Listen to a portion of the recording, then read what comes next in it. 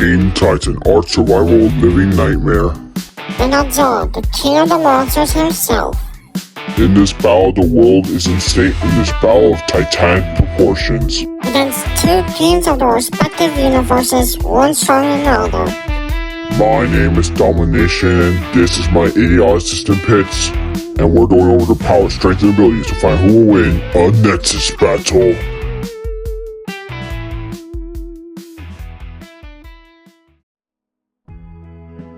In the future, humanity was forced into arcs, biodomes that are orbiting space for their safety, with dinosaurs for some reason. This is all because Earth's rotation has stopped and the moon is shattered.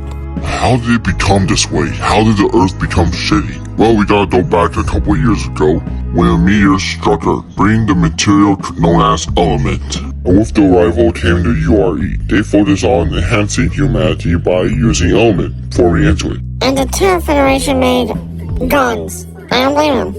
Working for them was a man named Santiago. He focused on making powerful element weapons. Unfortunately, all these creations made powerful element pollution, and he was killed in the war between URE and Terrans. Long story. Unfortunately, the pollution was still around. It was almost sentient, corrupting other animals and killing species, making it way too dangerous for humans to even live on it. So, desperate, the government decided to, send all of humanity away into space, making the Genesis to find a new planet. But the URE had a different idea. They would make the arts for humanity and dinosaurs to live on, and hopefully return back to Earth and get rid of all the element. And so humanity will become the ascendant, but quickly lose their humanity after a couple years. And another, unfortunately, the humanity all thought that corruption would eventually go away, but instead of going away, it created life. Life known as the Titans, with their king Titan, low on the nose. The living embodiment of the corruption, the same thing that scared all of humanity into space. This being made of pure corruption is stated to be the strongest thing in all of Ark. And it makes sense. This thing literally weighs over 200,000 tons. This colossal beast is over 500 feet at minimum in game. That's almost as tall as this Washington Monument. This solid cluster can move at 1.2 Mach speeds. That would give it a kinetic energy of 3.77 kilotons of TNT, and its Alpha King Titan form is even stronger than that. No wonder you won the war against the URE and the Terrans. When I was humanity, I would hide in space too. King Titan is rapidly stated to be the strongest thing in all Ark lore, superior to the MUE, which can move about Mach 0.3. And superior to the Desert Titan, which is so much slower. And even the Survivor that dodge rockets, which take speeds about Mach 0.9. All creatures still do this, by the way. Heck, during this whole war, someone is not specified who used an element weapon to shatter the moon. 5 kilotons of TNT right there. King Titan still is because 1, he's already made of elements, and 2, literally no other element weapon could possibly hurt this thing. Okay, call me dumb for not knowing this, but what even is element anyway? Well, element itself is sentient, and it can be used for a number of uses, but mostly guns. Lots of guns. And some melee weapons too. And one I inflated myself with, a shoulder cannon. I'll make a new one later. And although corruption isn't a real-life radiation, it does resemble one called charge radiation. A radiation with charged particles which emit electromagnetic radiation. The same ones currently surrounding Earth, which explains how it was able to take over the whole Earth. It also explains why it has the ability to literally call down meteors from the space. With each of them moving about over 50 times the speed of sound. Yeah, this time it's on meteors, so better watch out in large cities. Not only that, he can also summon corruption nods, that's what they're called, don't ask. And can even corrupt other creatures. Hey, he even hit the survivor to react to said meteors. It's hard to forget how terrifying King Titan is, especially since he's stronger than all the other Titans combined, and he's even stronger than Overseers who can shake the arcs worth about 9.3 teratons of TNT. And superior to other corruption beings like the Master Control, who can pilot the faster-than-light Genesis ship.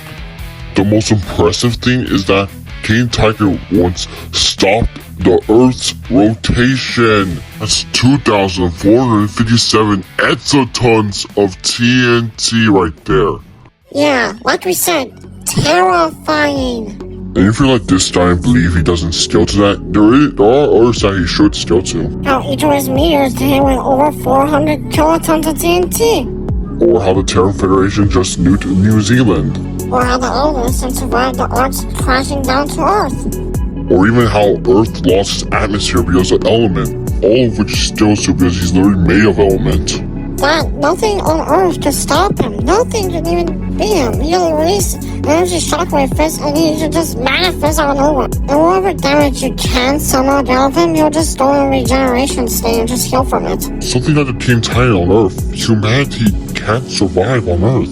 That is unless someone from the past made up for his past mistakes. When they were cloning dinosaurs, they also cloned Santiago back from the grave. But this Santiago didn't remember anything. He didn't know about his past sins, but despite that, he still wanted to make up for his mistakes. With his intellect, he created something to make up for his past sins. He would create the Knight to slay this dragon. He created the Metamech, weighing over 1 million tons. This superpowered machine can slice mountains in half, and it was stronger than any other element weapon.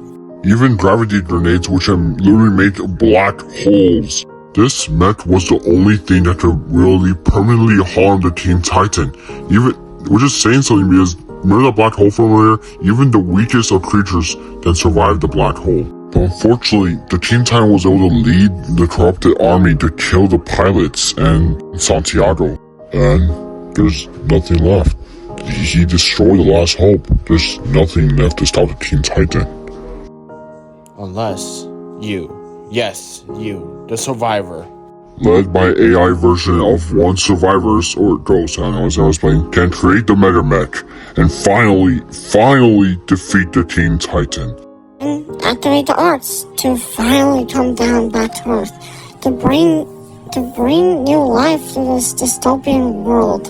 To bring new hope. The new light of hope. And with the corruption gone, the Team Titan can no longer manifest. Finally, no more fear. But how can you? How can you forget something so terrifying? It killed humanity. It made you roll to space. How can anyone forget something like that? How can anyone forget the team that scarred the world?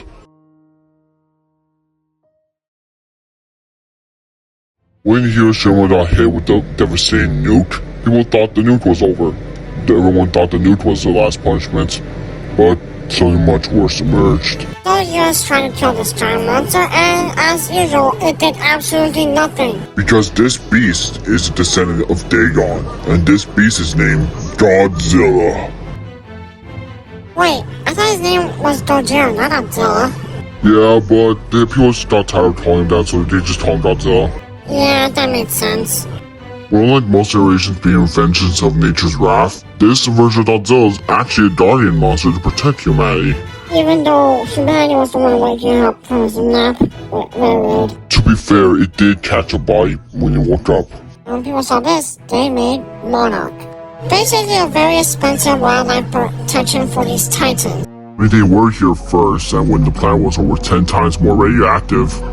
And like usual, US wanted to nuke the thing.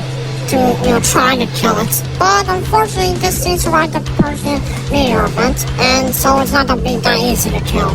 This version of Doji's been around for hundreds of millions of years. He's fought in the past with Khan and a bunch of other kaiju, and he's still fighting in the present like the Dora and a bunch of others. We don't have time to name. Standing over 100 meters tall and has a weight of over 100,000 tons, running speed of over 200 miles per hour. He has a kinetic energy of 95 tons of TNT. And has survived every tested nuke ever, like the Tsar Bomba, which hit with 30 megatons of TNT. Again, survived the Persian meteor event. Not easy to kill. I mean, he even knocked around the over 100,000 ton Stela around. He even killed these two parasite kaijus who literally feed off radiation. And again, survived all known nukes, even ones that engulfed the entire body, including falls from orbit. He doesn't just let people get hits off him. can literally let out atomic radiation as a beam. He can even absorb more of it to make it way more stronger. And with an added bonus, this radiation beam also has some plasma in it. For example, how effective it is, I'm gonna shoot a similar ray at Pitch's face. Wait, what? But someone overgrown monkey can survive it. But lucky enough, he can survive something similar to it, and something that literally uses its energy. And with enough absorbed radiation, he can let out a beam so strong, he's shot into the earth, into hollow earth, which requires about over 500 gigatons of TNT. It must be moving about 81 times the speed of sound. He should scale to the speed of the beam since he can tag other Titans when he dodged the beam somehow. Aside from the death beam, he also has worldwide senses and can also activate thermal vision. Can even fight the Muto Prime, which will make lyrical earthquakes worth about 5 to over 200 petatons of TNT. Can even release a nuclear pulse and then launch that same Muto Prime into the air. While Godzilla may be fat and bulking, he's still quick enough to fight other nimble warriors like Godzilla while way more experienced. He can even eat radiation, and can even use that radiation to evolve into his evolved form, which can fight Shimo, who can freeze the earth with about 2 petatons of TNT. But his burning form is way more powerful, be able to let output energy of 13 yotatons of TNT. Which is similar to Mothra being able to disperse clouds with about over 300 megatons of TNT. Even got some feats when he visited the DC universe somehow. Don't ask. And for any Doji type people, no, we're not scaling him to mainline Superman for reasons to explain later. But he does have some other pretty impressive feats in the comic, like lifting this giant king shark around like nothing. He even tagged Superman, who also dodges atomic breath. But it doesn't scale to him fully because in this scene, when Superman actually went all out, he does ass handed to him. But where he does fully scale is the door, making a huge ass hurricane worth about 135 petatons of TNT. But while creating the strongest impressive movie is worth about 213 exatons of TNT. And can even push back Mechagodzilla, who weighs around over 600 tons. Damn, he really is the ultimate guardian monster. Well, he does defend the Earth, but he has a massive ego on his side. So much so he would even kill other Titans for even challenging him. Like the time he almost killed Kong for even challenging him, despite the fact he was the one to challenge him first. And he isn't totally invisible. He has been harmed by weaker and has been harmed by stronger, like the Oxygen Destroyer, which literally hit him with it. Lucky Sarasara was able to sacrifice himself to bring the Doji back into full health. Which is poetic because another guy near Sarasara killed the first Doji. Heck, even helped him gain that thermonuclear state. Heck, even without this massive power boost, even without it, his power alone is comparable to hollow earth portals, which itself is comparable to gamma ray bursts. That's 12 kilofold. I mean, what else do you expect from to kill the monsters himself? I mean, he's killed the Noodles, he's killed the Dora, he's killed Stila, he helped kill Starking. He's protected Behemoth from Amulek, and like the Dora, he can also call the other Titans for his side. He's fought all kinds of kaijus, and when he isn't trying to kill Khan, he's teaming up with them to help defeat Starkey and Shimo. And when he isn't trying to kill kaiju mothers, he's sleeping in his own coliseum like a baby. People would call him horrifying, and he is, but he's also the ultimate defender of our world. Well, sometimes. But even if you tattoo him, he'll still be king of the monsters. And you better not forget, for humanity's sake.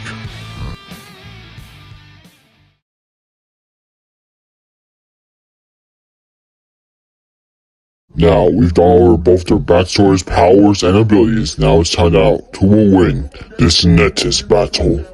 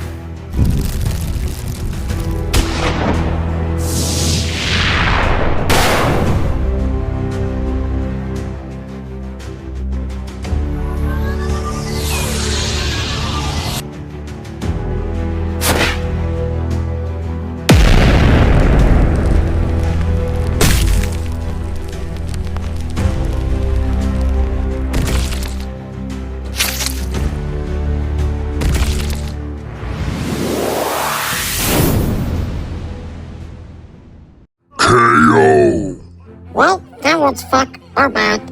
Well, first of all, Goji Guy's little video has now been debunked, and second of all, this was hard to tell, so we broke it down to 4 categories. Which are physical stats, speed, experience, and power. Starting with physical stats. Godzilla may have fought a bunch of strong titans, but King Titan is on a whole different level of strength. Oh, Teen Titan has a greater kinetic energy against Godzilla's. Heck, Teen Titan stopping the Earth's rotation's already strong than anything the Monsterverse has ever done against. I mean, it is literally 10 times stronger than the Dora's storm moving feat. And Godzilla may have fought the 6,000-ton Mechagodzilla, but Teen Titan fought the 1,000,000-ton Megamech. Godzilla may have survived the Persian meteor event, but surprisingly, New Zealand being nuked is somehow more impressive. In fact, it's 20 times stronger than the Persian meteor event Godzilla survived. Godzilla may have fought the earthquake making no prime, but even the weakest creatures can survive the black hole of gravity grenades. King Titan takes a point in physical stats, but what about speed? Both of them can tap people who can react to their own supersonic attacks. But Superman wasn't at his best, and Godzilla has been caught off guard by slower things. But King Titan does still do the master control, being able to pilot the Genesis ship, which is fast with light. And King Titan is a very similar to Ocean. So to play safe, we'll give Teen Titan a slight edge in speed. Anyways, that's his experience. And Teen Titan may have had experience fighting wars, and does have experience fighting all 3 of the other Titans, but let's be honest, Godzilla takes this category. Godzilla may have the advantage in experience, but all roads lead to power. Godzilla's power is off the charts, being able to study the ocean and create storms, clear away clouds, and even grow into the Earth himself with his atomic breath. He can absorb energy and let it out in a burst. But King Titan has a lot of similar abilities like with fireballs, shockwave punch, and other stuff, and he can call down meteors. Hey, Teen Titan being made of element actually gives a little scaling and power. Like the element weapon to destroy the moon, or the measurement that's, well, above that somehow. Heck, if Godzilla did try to absorb King Titan, he'll just end up like another corrupted. Heck, even if you do compare Godzilla to the Hollow Earth portals, you have to compare King Titan to the Black Hole, which just has an outreach of over 6,000 kilofold. Let's just say that's a huge, and I mean huge, power difference. So Teen Titan takes the final category. Godzilla may have been around for thousands of years, but King Titan has all the other categories he needs to take the win. Yes, we have your king. No, seriously, that world's fucked. The winner is King Titan. We're all fucked.